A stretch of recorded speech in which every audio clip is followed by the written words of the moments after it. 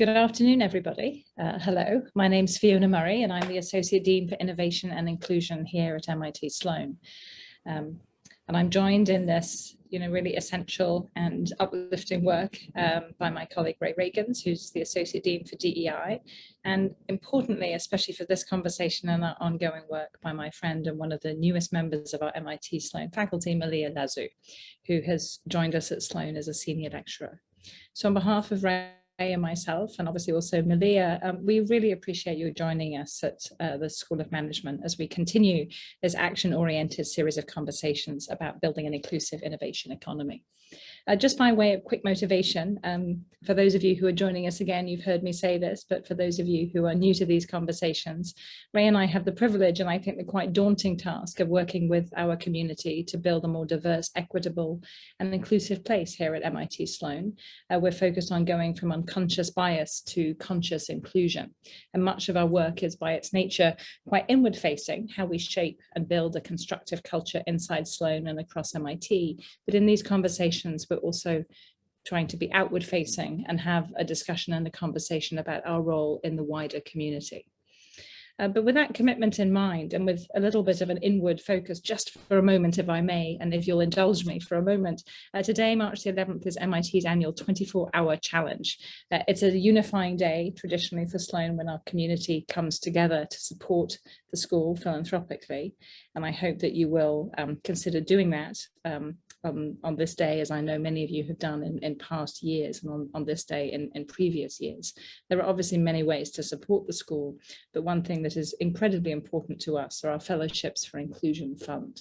And these are funds that will actively support activities like the diversity modules and student orientation, revamping our core curriculum, to really include a meaningful incorporation of DEI themes and community education like these sessions. And so that's something that is very important to us. And it reminds us of how important the educational mission is of our school and the importance of the fellow educators in our community. And we're going to hear from some of them today, from Mike and Donna Dawson, for Innovators for Purpose, and also from our colleague and friend Aisha Samuels from the Bennett Franklin Institute of Technology. So it really is recognizing that we're not alone as an academic community of staff, students, faculty, and alum. We want to have a productive role outside the boundaries, outside the walls, if you like, of MIT. We want to make sure that we build productive connections and inclusive connections into the innovation economy. So our learning journey in these discussions is really on the forces that shape that economy and what we can all do to very proactively play our part to make sure that we build back better in our recovery, and we do it in a way that actually feels authentically inclusive. And we want to not just do that with the very classic innovation-driven enterprises that MIT has been so much part of, but also through the entire set of small and medium-sized enterprises and the talent pipeline that's so profoundly important to our economy. These conversations, as you know, are led by Malia Lazu. It's such a pleasure to have Malia in our community. She's the founder of Urban Labs. She spent time in banking focused on expanding access to capital to Black and Brown entrepreneurs. She's a long-time community organizer and activist, working with Harry Belafonte, among others. And as I've said, today she's joined, and we are joined by fellow educators, Mike and Donna Dawson and Aisha Samuels. And so with that, I'm going to leave you in Malia's very safe hands. Malia, thank you, as always, for leading us in these discussions. Thank you, Fiona. They're fun. We're going to have to keep them going. And thank you, everyone, for joining us. We're really excited about this conversation because what we understand is that entrepreneurial dreams, economies are all built because of a dedicated workforce who can provide the mental and physical labor needed to produce products, to sell services, deliver services. And the workforce And so we want to have a conversation about what's next and about how we best prepare ourselves for the innovation economy. Our guests today are at the forefront of creating space for learning for people who may not think they belong in technology and innovation. And in fact, not only do they belong, but we desperately need them. It's my pleasure to first introduce the Chief Executive Officer at Benjamin Franklin Institute of Technology, Dr. Aisha Francis, who is an award-winning nonprofit leader and educator with broad experience in strategic planning, philanthropy, board relations, marketing, and communications. She believes in the ability of effective organizing and well-supported individuals to transform underserved communities for the better, which is her life's work.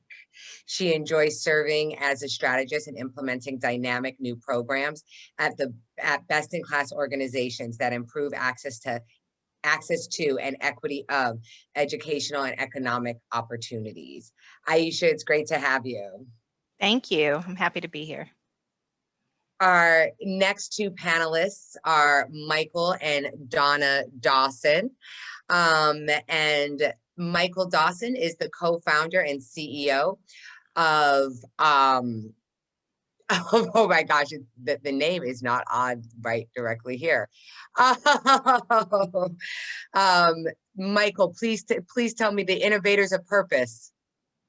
Yeah, Innovators for Purpose. For Purpose, yes. Okay, good. I wanted to make sure I got that right. And his career has spanned engineering, marketing, and sales in high tech, as well as entrepreneurial endeavors, resulting in a hybrid of technical and business acumen, design savviness, relationship building abilities, and an undeniable entrepreneurial spirit. He holds a bachelor's and master's in electrical engineering degrees from the University of South Florida and an MBA from Babson College. And Donna Dawson is the co-founder and director of student engagement and creative director. She is a visionary thinker with a zeal for art and the art making process. Inventive art educator with a proven capacity for promoting a respectful, caring, safe, and inclusive classroom. Critical for equity, critical for thriving. Character development and professional identity that inspires youth to pursue design and STEM careers. Ms. Dawson also holds a Bachelor's of Arts in Education with over 15 years of teaching experience and a certified K-12 instructor. Thank you, all of you, for joining us. It's a pleasure to have you here today. Yeah, thank you. Thank you so much for inviting us. I wanted to start with the two of you. When we were first talking, I was just so excited about learning about the Innovators for Purpose and really seeing the hands-on intervention that you do with young people. Could you tell us about Innovators for Purpose and how you see it fitting into the innovation economy, the pipelines you're creating?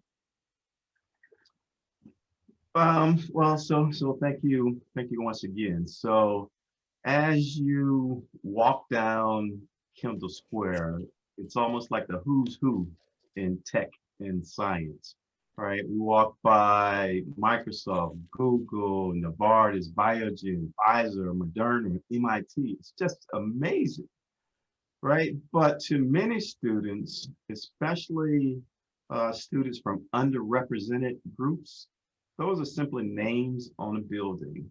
They have no understanding how their own personal passions connect with the work that's being conducted in those businesses. So we started Innovators for Purpose to get these young people excited, to expose them to opportunities, to take them inside of these buildings, help them understand how their passions connects with the work that's being done in those buildings. So we created a programming that serves students grades 7 through 12. Our middle school program is similar to what you would think of as a traditional STEM program. However, we teach it in a very untraditional manner. So you may come into one of our classes and you'll see students walking around with robots in their heads. And then in our high school program, it's completely different. We really just break down almost everything that we know of in regular education. So there's no such thing as 50-minute class periods. There's no such thing as a 15-week semester. We work on projects, just like the one that you see in our background. If you are a part of the Sloan community, you've probably seen this sculpture many times. Our students, teenagers, actually designed that sculpture from a prompt from the Cambridge Redevelopment Authority to create creative interventions in the built environment for the benefit of residents, workers, and visitors of Kendall.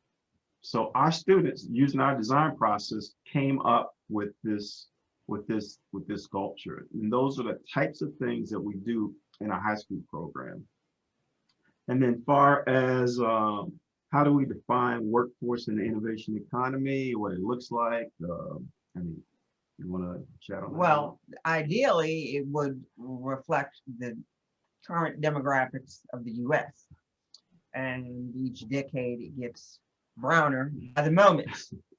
And so, for example, in 2000, the non-Hispanic white population was just slightly over 69%. Fast forward 2018, that same demographic is slightly over 60%. And let's fast forward 25 years. Once again, non-Hispanic white population is projected to be less than 50%, right around 45%. So we're browning up, have browned up. And so our workforce is going to reflect that. We hope. Yeah. It should. Yeah, Donna, as you said, it should, right? Like that's a basic. It should at least look like the country that these companies operate in. Thank you so much. Aisha, you are at the Ben Franklin Institute, which is a technical college providing cutting edge skills for people entering technology and innovation economies. Can you just tell us and ground us in the Ben Franklin Institute experience and how you define workforce for an innovation economy? Absolutely. And thank you again for the opportunity to be here. What we do that is different and important is we deliver technical and trade education with a college credential to a majority minority population. We are a federally designated minority serving institution. 74% of our students are students of color. And that looks like about 1/3 Black, 1/3 Latinx, and the remainder other. We serve, we are a commuter campus, and we really focus on greater Boston. So the Boston area, and then that area with about a 50-mile radius. And what's special and unique and important about that is that the people we are training are technologists for today's jobs. They are coming out of the college with adaptable skills that will serve them well throughout their very long careers. We serve a traditional high school age population. We're also open to adults and adult education. And we are very focused on making sure that our curriculum are industry responsive. And that's an important part of being of use to the innovation economy.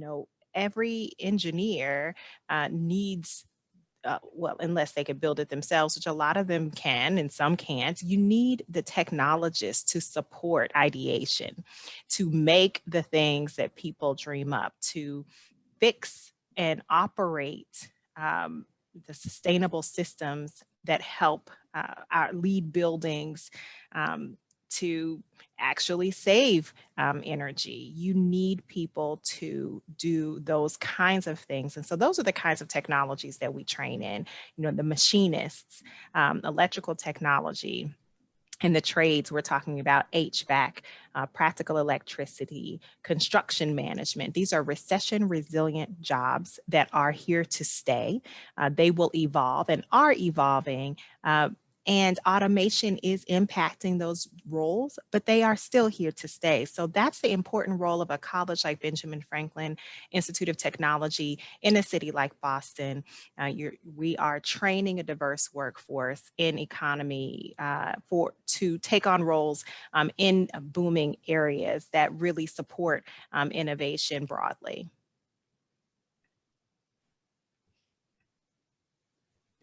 Let me unmute. If I can get unmuted. Thank you so much, Aisha, and anyone who's in Boston and in Cambridge. We are talking about local efforts right now, so you can meet our panelists, you can see their young people, you can see their students, and so know that we're going local today, and these are folks you can touch and experience while you're here in Boston. And I have a question for the two of you that was one of the pre-submitted questions from the audience. And this person asks, what does it look like to lead an equitable workforce transition? And I want to tease that out a little bit. Like they're saying, you know, from dirty jobs to clean energy jobs. And I want to add a lens to that question, which is also within the lens of inclusion, right? So like how can we best ensure that we are transferring and giving this knowledge to everyone and not just, you know, people with certain access to education, or as you were saying, Michael, to access to MIT? And Aisha, let's start with you. Sure. Well, thank you for that question. The truth is that we live in a local area that is very biased toward degree completers and college credentials. That's fine if there's equitable access to degrees and college credentials. The fact is there is not. More than half of Boston's white population is degreed. Only 24% of Boston's Black and Latinx population have a college degree. That's not for lack of interest. It has everything to do with systemic racism and systemic barriers that run generations past. So what can we do? I think we need to really address those root causes that we know about. These are not unknown challenges. We need to address the cost of education, and we can do that through a variety of ways, supporting end users through scholarships directly, coming up with creative, innovative ways to bend the cost curve. In terms of tuition costs for institutions themselves, there's a lot of commitments to family and work, and institutions that are credit-bearing colleges like ours, we have a lot of investment in terms of student support that are helping us to beat the national average in terms of retention and graduation rates of Black and Brown students.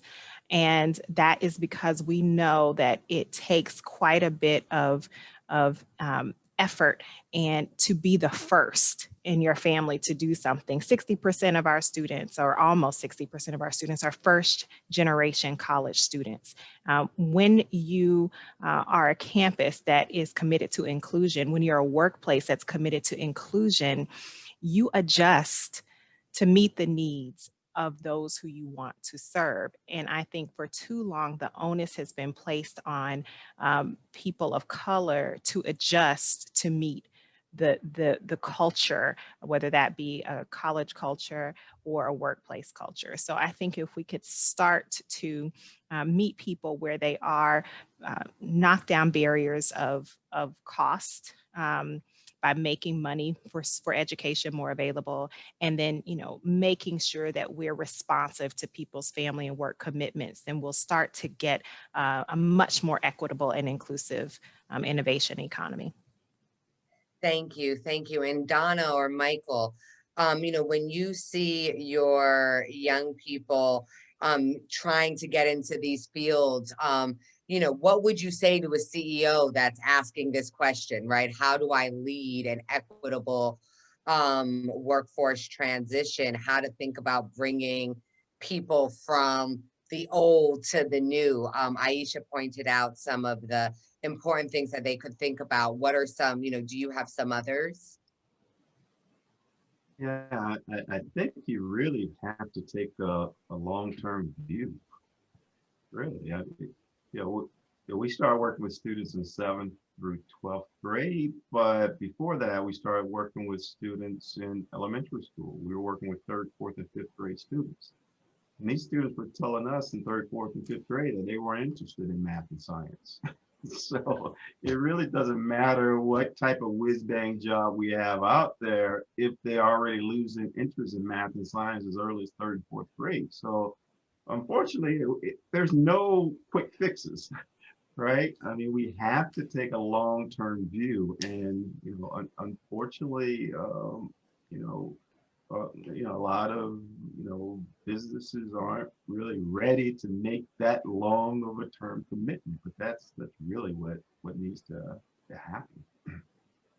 Absolutely. And there's a question from the audience now that fits in here. So I'm going to pull it out. And this person asks about this idea of people needing to code switch. And another anonymous attendee says, trying to, this person is a woman of color and really trying to figure out how to promote the diverse experience, right, that she has as a benefit.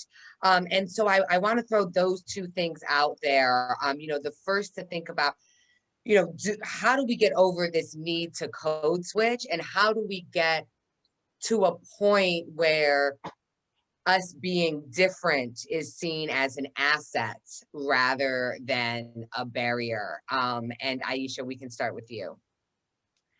Sure. I think the short answer is by changing leadership of organizations. And you can educate the leaders who are already there, but I think to the extent that the leadership becomes more diverse, some of these barriers will work themselves out, because diverse perspectives can be infused into organizations from a leadership seat.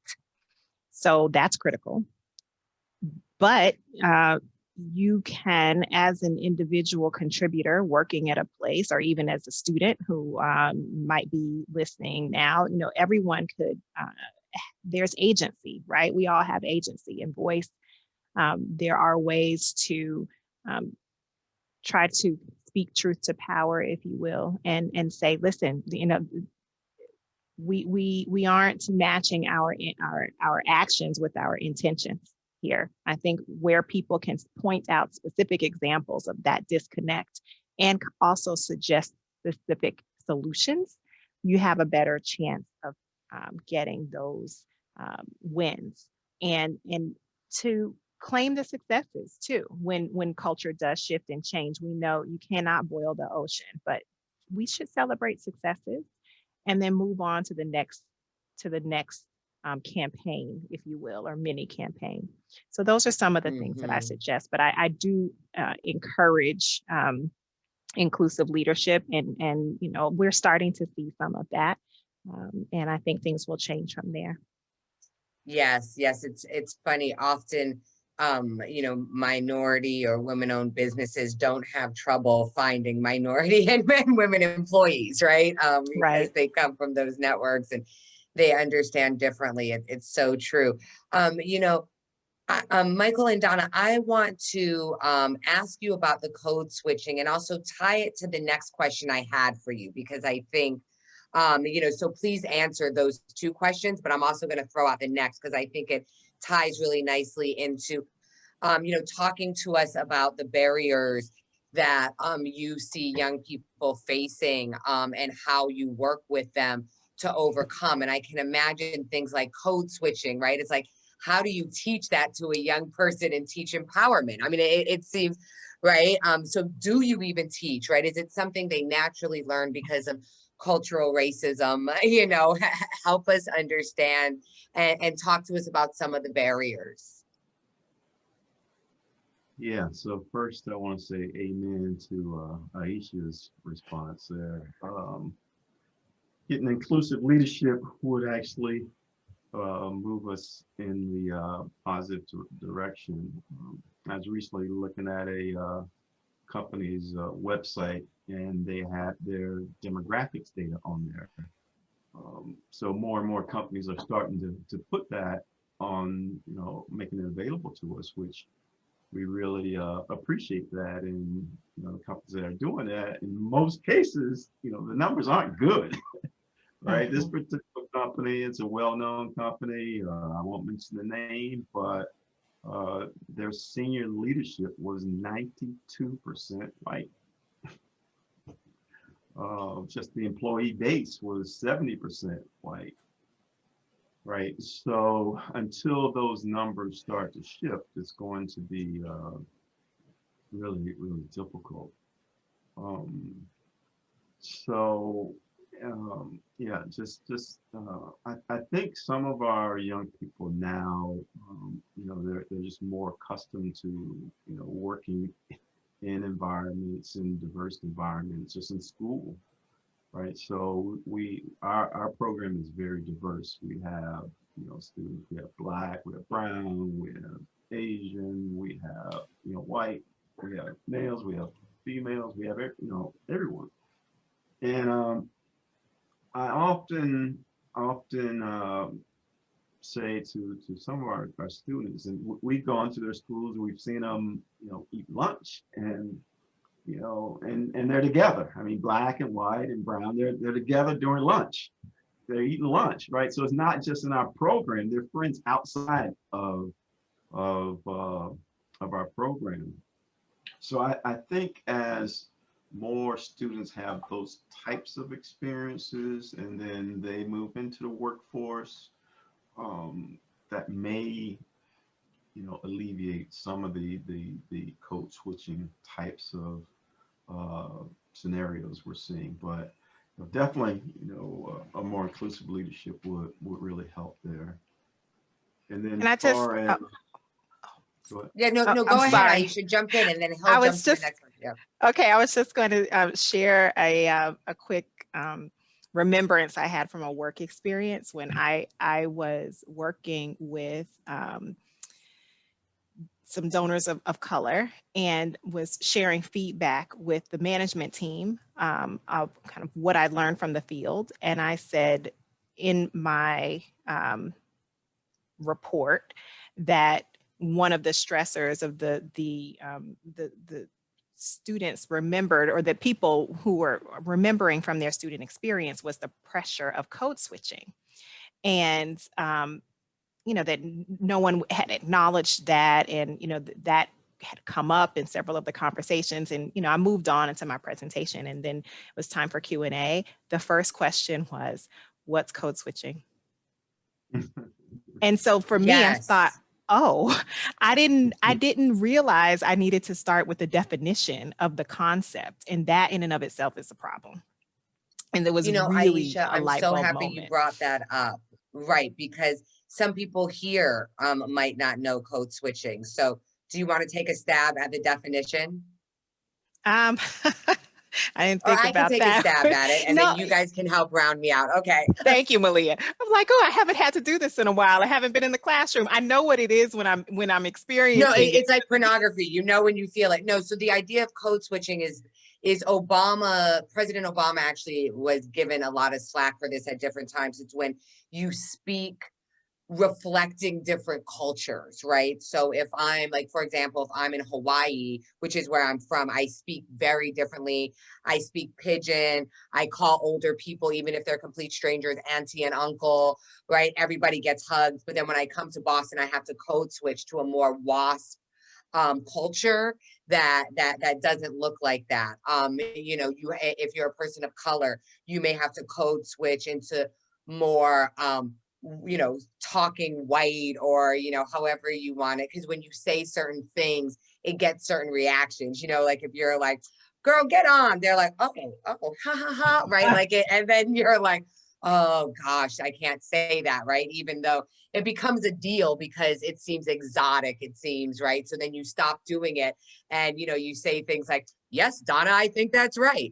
And that's how you talk when you're in the work. And then the minute you get out, you're like, girl, where are we meeting for this drink, right? Like, so that's an example of code switching. Yes. And it's very disempowering. And I think if everyone wants to, if you're thinking about how to really do inclusion, people being able to come the way they are, whether that's WASP or hood, like needs to be seen as value. Like not only that's just who they are, but there's a value to that because this is how they've navigated the world to get here. And you want them to be that person, not the other person that they're trying to be. So thank you for mentioning that, Aisha. Like, always good to bring definitions. So I'll kick it back to Donna and Michael around the barriers. Can you help us understand the barriers that young people need to overcome to even get educated to enter the workforce? Well, a lot of them don't have what we call the dinner table capital. So there's a big gap. Like my parents, not me personally, but as a student, may not work at Google, IDEO, or Pfizer. So we're not talking about the things that we do or need to do to be in the same position or even better. We don't have those kind of mentors. So we can't see it to be it. So if you don't know what you don't know, then you don't know. So what do we have to do so that you recognize, what this is all about and understand that you too can be a part of this? And so that's what we do. And so, first of all, we have to build trust. Like, who are these people? Right. So a large step one is we have to build trust. And when you have trust, you do that with, social emotional engagement. So they need to know that we're here for you and, we're on your side. And once you build that trust and that social emotional thing, kids become more comfortable with you and they'll tell you what's on their mind. They can speak freely. And so we're able to talk about things that maybe they don't talk about either at home. They definitely don't talk about at school, about race and the inequities that are built in to the system, and how that affects X, Y, and Z, and how it's been going on since whenever, and will continue to go on unless we do whatever needs to be done. And so we have a lot of conversations like that. Let's talk about the real world. And, when they say that, this is what they mean, and what you need to do and what you need to learn, to help affect change, Yep. Yeah. And actually, if I could add a quick story in there. So first of all, you're probably detecting why we're a team, right? Because I come from the STEM world, she comes from the art and design world, and then the two of us, we have it cornered, right? So so she brings a lot more, a lot. You were a smart man, Michael. Yeah. For sure. But yeah, and I mean, that's a big part of it. I think there's so many STEM programs out there,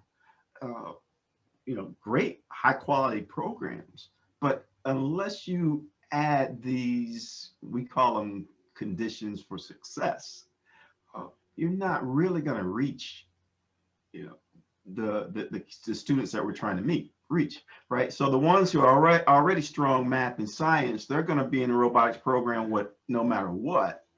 But if you want to broaden the pipeline, you have to really reach these students where they are, right? So our pipeline doesn't start with STEM, math and science. Our pipeline is wide. So if you're on the artsy side, we'll welcome you in. If you're on the technical side, we'll welcome you in. And then we get you in there and you begin to work together. But the story I wanted to mention was, and is around barriers, and Donna's, she really kind of nailed it. But A few years ago, we were recruiting for our program at one of the middle schools in Cambridge. And we asked the students, how many of you want to work at Google, Microsoft, Novartis? No hands went up. Biogen, Genzyme,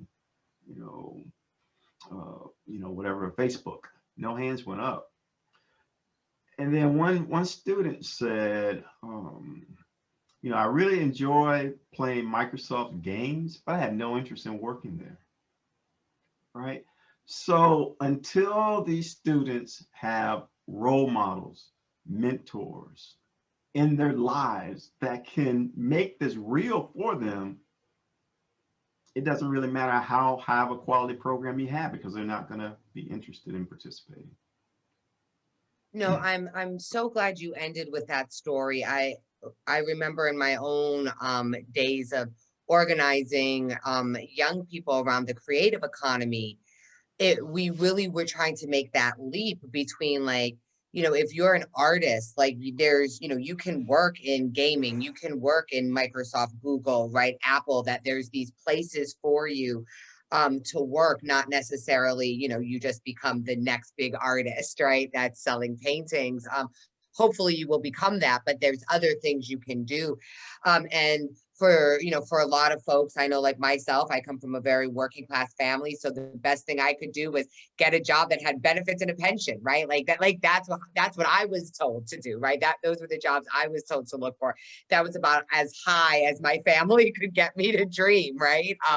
It's like, get that retirement, and so those conversations are so important. And I also want to recognize here that I think it's important that it's people of color. Aisha, you mentioned the Ben Franklin Institute, right? And the demographics, and it being a place for people of color. Michael and Donna, you have a diverse membership, but you are people of color, and I'm sure the young boys and girls that look like you see themselves, and there's an identity in that. Can you talk a little bit about how you do try to introduce some of that pride and some of that, like, not necessarily needing to assimilate, but knowing that you're good enough and walking into that job interview with with your back straight and feeling ready to get the job, like how a lot of people with privilege do? Mhm. Well, I think that it's a good question. I commend, Donna and Michael and people like them who are starting so much earlier in the pipeline, because everyone has their scope, right? We all have a piece to play. We do some high school introduction to STEM education, but we really aren't starting beyond that. And so this ecosystem takes people who are moving, around in different populations, so that we have more folks who have been introduced to STEM careers. And in the process of that programming, I think there is a lot of pride that's built into curriculum development. Who do you use for the examples? Whose art are you holding up? What employers, are there Black Googlers that you're talking about? And there are, there might not be as many as there should be, but there are. So being intentional about the curriculum creation. And for us at Benjamin Franklin Institute of Technology, we try as much as possible to celebrate the diverse heritage of the students who we serve. We, in times when you can meet physically, we do have almost like a gallery space where we often have exhibits on entrepreneurs of color, women entrepreneurs. We have a women in technology club, and we have a career services department. But what I'm hearing you talk about is the cultural pride. And to me, a lot of that is infused over a period of years. And also through, reflection. And even if young folks don't necessarily have someone in their lives, I am hopeful because of so much of a greater focus in the past year on inclusion in terms of images that people are seeing, be it via social media, what have you. I just hope that focus doesn't fade, that it's not a flash in the pan, that, you know, people have short memories, you know, the horrific murders that are still happening that aren't getting as much attention as the George Floyd and Breonna Taylor and Ahmaud Arbery. We know that that kind of violence hasn't ended. It's just not being reported as much. I think the best thing that we can do is to make sure people know that our college is a safe space. And if you have questions about how you should show up, there are many people that you can ask, and you can do that in a way that is comfortable for you. That is our job, and that is the way in which we need to be present for the students we serve. And all of our faculty and staff need to be focused on that mission. So, you know, we're all representing the same, we all have, the same intention. Yes, yes. Donna and Michael, how about you? That cultural pride. Yeah, so, I mean, yeah, we're leading the organization, so we set the culture. Right? Right, and you're like, and we happen to love Black people. Right. And and we put the projects, in front of the students. For example, this past summer, we created a project that dealt with systemic racism. Right. This was right after the George Floyd murder. So, as Donna mentioned, we built this safe space where we can talk about anything with our students, right? So after the George Floyd murder, we just say, hey, let's talk, right? And we had a long conversation. So some of them were just shaking. They didn't know if they could even get on the bus, right? They didn't know if they were safe. But the result of that was our summer project. It's called This Should Not Be. It was on systemic racism. We broke it down. I mean, we had to do research along with them, right? But we talked about redlining. We talked about Jim Crow. We talked about slavery, right? This is in a STEM program, right? This is a STEM program, but we're pulling all of this into it. And the result of that was they created an augmented reality installation. It's still on exhibit at the Cambridge Public Library's lawn. If you go out there, you can see it. But we use data science, so they had to dig into the data. They had to understand how the data, understand how to present it. They created all of the media, which includes 3D animation, 2D animation. There's all kinds of 2D graphics. We had to understand how the augmented reality tool worked and how to make it respond in the ways that we needed it to respond. So we did all of this in the context of, systemic racism, a STEM program, right? So we set the culture, we make it a part of our program, and the students, they respond. Thank you. Thank you. All right, I'm getting the sign that we have time for a couple of more questions. And there's one last question that I'll end with. I do want to pull a question from the audience, and they say that diversity and inclusion is more often than not focused on Black and Brown students. In what ways can other underrepresented minorities, I'm sorry, in what other ways can we get underrepresented minority groups to understand struggles and become allies? How do we have those conversations with other groups who are also underrepresented minorities? And I always feel this is this is kind of where the rubber hits the road, right? And it can get a little messy sometimes when you're talking about oppression, and then you have the Oppression Olympics. And, at the end of the day, when you look at the numbers, Black people are always the lowest, right? They're always the most affected, right, by these outcomes. and then you see brown folks. But like recently, right, like we've been seeing this, the Asian violence and violence against Asian communities. And so there has been this conversation about like, well, we're Asian folks marching for Black lives, should we be marching for it, right? We're not necessarily a monolith. And so why don't we spend, you know, a couple minutes talking about that a little bit, and then we'll have our closing question. Aisha, I'll kick it to you first. How do we not do oppression Olympics, but understand that people have different experiences and that there's an original sin of America that looks Black and brown? This is true. You know, I think that where that understanding lives is in conversation and in what Brian Stevenson calls proximity. And we have to, well, I believe that it's important to take a look at your own center of gravity. If you are your own center of gravity and you look around yourself, how diverse is your network? And if it is diverse, how transparently do you talk with your own friends and family about these issues? You know, everything isn't owned by society with a capital S. You know, we're all made up of individuals. So that's one way to think about this cultural pluralism and to find the commonalities in ways that people have been minoritized.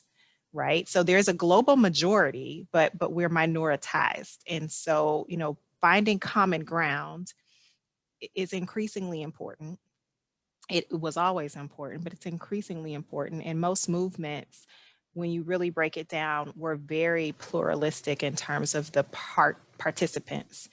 And that is a very, very much a key to success. So, you know, I think the way that gets articulated, you know, varies, but my point is that, you know, if you're concerned about that for the person who submitted this question, you can live out those pluralistic values in your own life. And I think that will help, for me, that it just helps me feel less overwhelmed by, you know, like, how do I do these things? Like, just start with yourself and building those trusting circles and having the conversations in trusting spaces. And then you don't have so much angst about, you know, how do I bring this up in the workplace and all of that. Maybe you start quietly first and building education, building your knowledge, and building that authentic center of gravity first. So that's what I would offer. It's a big, heady question. Yeah, we take on like all of our, it's like any one of these questions could have been a whole hour of conversation. Yes. But you know, this is our first set of conversations is like the amuse bouche, right? We're getting started, and hopefully we'll go deeper into some of these promise things. Bring us back. Bring us back for this is the appetizer. Yeah. We will. So yeah, you know, I mean, Michael and Donna, you guys have a diverse group, and you see exactly what Aisha is saying, right? That when people are in proximity, they become a crew and they'll stand up for one another, and they see each other as tribe. How can that be translated into the workplace and you know, and the macro? Well, like Aisha said, you got to take a look at yourself first. That's the one thing that you can change right here, right now. Take a look at you, you know, and get educated, be informed. That's step one, you know, and then maybe you have some small sphere of influence at your job or whatever, maybe, and start there. Ask questions, you know, say, I know this is a little, you know, sensitive and whatnot, but can we have a conversation about this, et cetera, et cetera. But really, it's all about educating yourself before you can reach out to others, and really taking the time to understand what the issues are for whomever. Everybody has a story in America. Everybody, care who you are, there's a story there, you know? And so you need to be mindful of that. Yes, yes. And that the story is yours, right? Like it might not be, it also might not be others. And I think we so often, you know, like I work with people with disabilities a lot, and it's a place where I have privilege, probably one of the only places, right, where I have privilege because I'm temporarily able-bodied.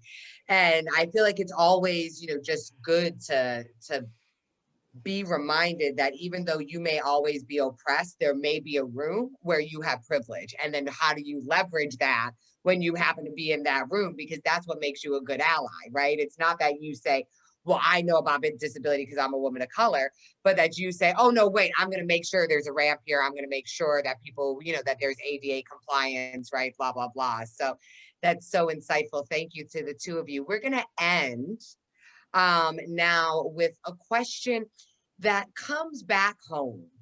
I always like to end by saying, you know, you said it starts with us, right? It starts with individual action. And, you know, we just had another interesting conversation with the MIT Alumni Affinity Group. And these are Sloanies, BIPOC Sloanies, who have graduated. And, you know, as far as they were concerned, they did everything right, right? They're Ivy League to MIT to, you know, raising money. And yet they still see that this, that the pedigree that they have can't overcome race in every situation. And so I want to, I want your insight and how we can think about it at MIT is, how do we recognize that education doesn't necessarily always equalize and get rid of implicit and institutional and structural bias? And how can, you know, how can we help the education curve for companies, you know, if they're going to see a Black graduate and a white graduate differently, or, you know, they're going to see that this pedigree isn't enough. You know, how can we as MIT help change that a little bit? Because we like saying our MIT students are the best, and we don't just mean the white ones. So it's so interesting that I was actually going to go. I know it is a sensitive thing, but I think the more diverse the Ivy League is, the more diverse the liberal Ivies become, the more we will flip these stereotypes on their heads, and it will just happen. You know, people might see on paper a particular background, and then they get checked by their assumptions and be surprised with, you know, who shows up. But, you know, it's been hundreds of years in the making, these archetypes and stereotypes. So it's going to take some more time to completely dismantle them. But the other thing that could be a solution is to continue pressing forward with a culture that allows confrontation of those things and allows calling out and just saying, gosh, you know, we did it again. You know, here's another example. Like, it's so insidious. It really is. And the more that allies and accomplices can join us in catching themselves and you know, don't, you know, so that the onus isn't only on people of color in any space, the better. So, you know, that's, I think, for MIT and for Sloanies to continue having these conversations and continue trying out and testing out different ways to call each other out with compassion, right, while you're there studying. And then I think you have practice at it. That's the place to practice with people who you're learning with. And then you can't wait until you get in the workforce, because it's hard. Very few people will have the courage to say something and speak up if they've never done it before. You'll continue to be a bystander and not an upstander. So I love that. If you see something, say something. exactly. Yeah. Thanks. Donna and I would Michael, just- how about, what are your thoughts on what MIT can do to really help, you know, the bias even in these elite institutions and outside? Yeah, so first of all, having, MIT behind your name, that's gonna open a lot of doors. So, I would tell you graduates not to worry too much about that. I mean, that's gonna open some doors. Um, but But that's what they really, were saying, right? Is that it opens doors, and then when they walk in the door, they're like, oh, and then the number drops, right? Like it's not equal to their white Sloan, like they have conversations about interviews and where they're going, and they're just not equal even after MIT. yeah, so we've been talking about this over the course of this hour, right? Around inclusive leadership. Until those companies that they're joining, until they have an inclusive leadership that sets a culture, uh, they're going to be faced with those issues. But and how does MIT affect the corporate culture? I mean, that's a challenging question. But that's what has to happen, is the culture of the companies has to change.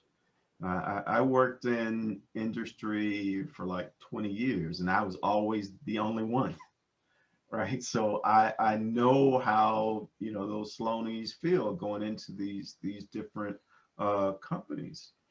Um, but like I said, until the company's culture changes, it's just going to be a difficult challenge.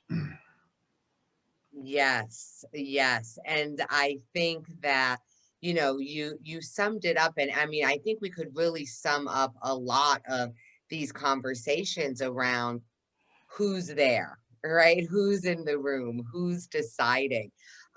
It's really hard um, to do integration in one place. So, right, it needs to happen at every level, from education to human resources to the management circle and committees. So I want to thank you guys so much for joining us. We've had some great discussions, and thank you, audience, for all your questions and your pre-questions. I'm glad we were able to get to them. Our next talk, I believe, is April 8th, and we're very excited because we're going to be having Mayor London Breed, Mayor Lori Lightfoot, and hopefully Mayor Kim Janey joining us. And so we're going to have all Black girl mayor magic, Black lady mayor magic happening, and really talking about the role of cities in building inclusive economies. So Donna, Michael, Aisha, thank you so much for joining us. And everyone, definitely check out these two organizations while you're here in the city or in Boston. So thank you so much, everyone. Have a good day. Bye-bye. Thanks. Bye. Thank you. Bye.